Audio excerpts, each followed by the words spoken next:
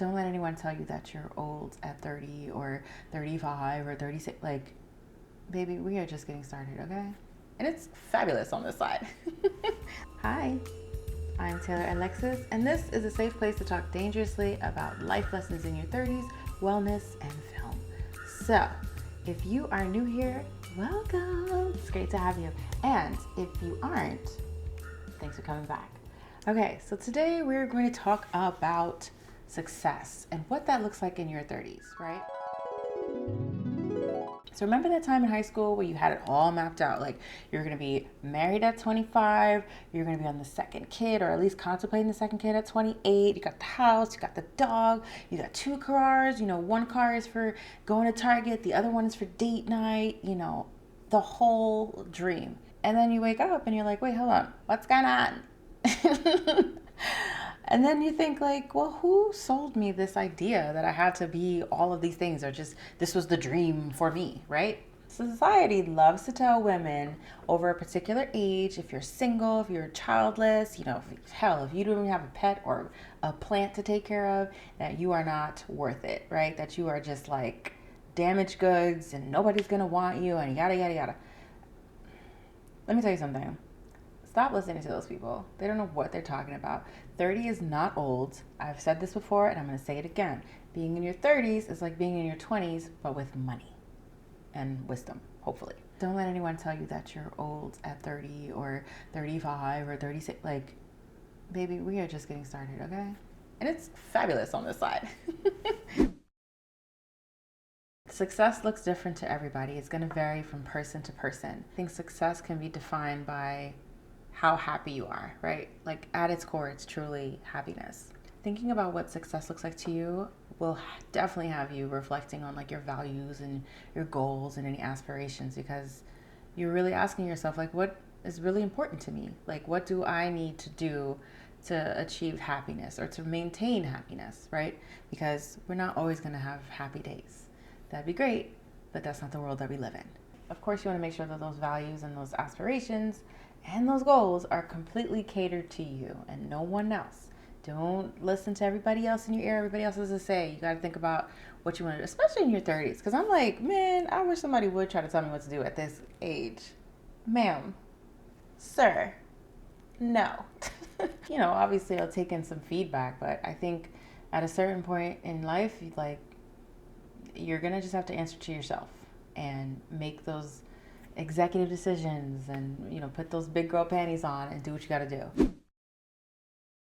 Growing up in an immigrant household, you kind of experience that whole thing of like, oh, you have to be a lawyer, a doctor, have a government job and get a pension and all this other stuff to be successful. And I've grappled with that myself because I'm like, I loved math, but did I want to become an accountant? No, not particularly. I didn't want that. And then I would like kind of think of like, am I a failure to the family because I'm not the lawyer or the doctor, or whatever else? And I'm like, nah, like get all that pressure off of you. Okay. I don't like to argue and I don't necessarily do well with bodily fluids. So those two were out of the loop for me, but that's why we're here. I think the second thing you should be intentional with defining what success means to you is just really doing an audit on the relationships that you have and nurturing the ones that are contributing to that next level or that success thing. Now, it doesn't mean you say F all your old friends. No, that's not what I'm saying. But there are some moments where you do have to give more energy to different kind of connections that are more fulfilling in said time. We all need our tribe, and we all need to give and receive to that tribe. And that looks different with everybody's dynamics and everybody's like relationships or customs or things like that. It's about synergy. Am I really interested in like partying right now? No. Am I really interested in, spending a bag on material things? No. So am I gonna be around that? No, because it's just not contributing to where I want to be. And I don't think anyone should feel guilty for that. With defining success in your 30s is a lot of personal growth, right? And that can look like you investing in yourself, whether it's through education, maybe going back to school, or maybe learning about something. There's a lot of resources out. Like, we live in a day and age of information. And of course, fact check, fact check, fact check. But do not let the fact that maybe you're not in school, or like you're not getting your PhD, you're not getting your master's or something, stop you from learning. Because guess what? When you stop learning, I feel like you die a little bit, and then you're just like existing in the world. I don't think you should ever stop learning. There should be something that you want to learn about or be interested in, so that maybe when you go out to brunch or wherever, you have things to talk about other than like what's on the shade room or what celebrities doing nonsense. You can also invest in your health, right? We all have back pain, we all have aches and stuff. The injuries are not the same when it comes to recovery in your 30s, but if you start to make those small life changes, it becomes a lifestyle.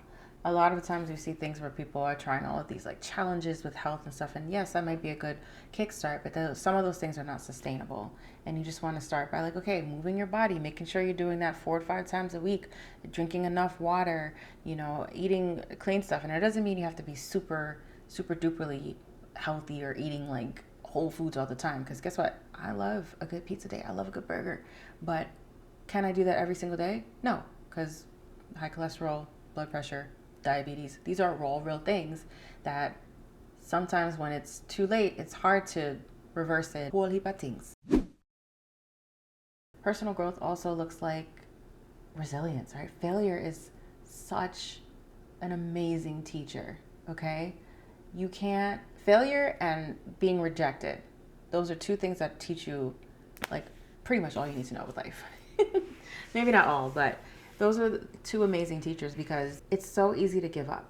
It's so easy to say, oh man, I got like 10 no's. What did Lady Gaga say? In a room, like 100 no's, there was 1 yes, or something like that. But it's true. Like, you can get all these no's, and then you can get that 1 yes that can change your life.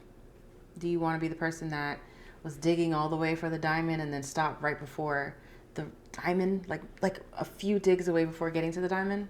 No, you don't want to do that. So don't be afraid to fail, and it's okay. And let me tell you something. Those who judge you for failing or not being successful, chances are they're really not doing much with their lives, because anybody that's trying doesn't have time to focus on that, and shouldn't. Look, if you're trying to run a business or launch a business, do you have time to be worrying about who cares what you think? I don't care. I would come on here and I can act a old fool. If you think it's cringy, sure, whatever. But at least I'm trying. So you can't be mad at people for trying. And that breeds success.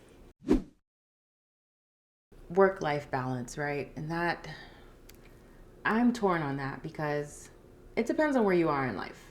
I feel like right now I'm in a stage of just like grinding it out. Right? There's no like distractions. It's just kind of like, these are my goals, and here's the steps I want to take to get here. So, I mean, that varies for everybody, because some people can be married, some people can have kids, some people can have dogs, whatever, like, or family members that they're taking care of. So sometimes, that work-life balance is not necessarily achievable. But I think once if I go back to I think it's my mindset video, where you show up, maybe one day 17%, one day is 43, the next day is 98, maybe one day is 101. But as long as you keep showing up, then I don't know if we really need like a work-life balance, but just a work-life harmony. Yeah. Okay. So, I think there are some seasons in your life too that you have to kind of grind it out, right? You can't avoid it. Now, I'm not saying get to the point where it's burnout and you're, at home and you're not eating, or sleeping, or doing anything else but whatever you're trying to work on. But there are moments in life, there are seasons where you have to just block out all distractions and get things done. Because the worst feeling is to sit back and say, damn, another year went by and I still didn't achieve what I said I was going to do. Or another year went by and I still didn't get my finances together. Or another year went by and my cool idea still hasn't been executed. You don't want all that. It's whack. It's corny. Because then you just become like a talker and not a doer, right? You got to take action. You got to go for it. You got to just do it, right? Like Nike, just do it. So just to wrap this up, success at its core in your 30s is centered around happiness. Are you happy with the choices that you're making? And if you're not happy with the choices that you're making or you have made, then guess what? You are the author of your life and you can do it. I know I've had moments where I was like, oh my God, I can't do this, I can't do this, I can't do this. And then I get to the other side, I'm like, I did it. Don't count yourself out before you even try, okay? Don't do it. Big Sis Tay says, don't do it.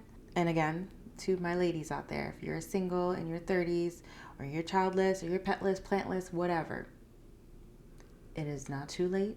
Do not let society trip you up, okay? Because remember, what do I say all this time on this channel? You don't know what people are going through behind the scenes. Everything could look dandy online. But, okay? So, you can hope for the best, but I'm just saying, you just never know. Like, that's why you shouldn't envy others, because you don't know what they have to go through to get to where they are. Comprende? I'm talking to my ladies again, but the ones that are single, childless, petless, plantless, all that. Think about how much fun you're going to have in the future when those things do come to you because of everything that you've learned and that you've had time for self or whatever. Just think about it. I think it'd be great. And that's not a knock to anyone that has kids or that has a healthy relationship or, plants, pets, all that. I'm just saying, like, don't be so hard on yourself. It's so easy to look at other people's, like, the glimpses of their lives and compare. But keep in mind, comparison is a thief of joy, and you don't know what people have to do. You don't know what they're going through behind closed doors. Just remember, intuition is your superpower, ladies, and you can change your life at a drop of a dime.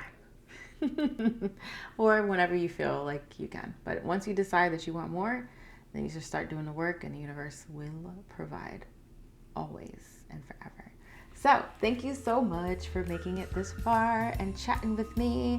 Remember, success is about happiness, especially in your 30s, 40s, 50s, and 60s. You don't want to look back and think about time wasted on not enjoying yourself.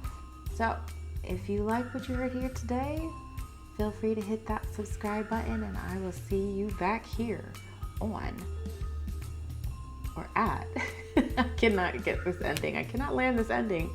The safe place to talk dangerously with Taylor-Alexis. Okay, bye.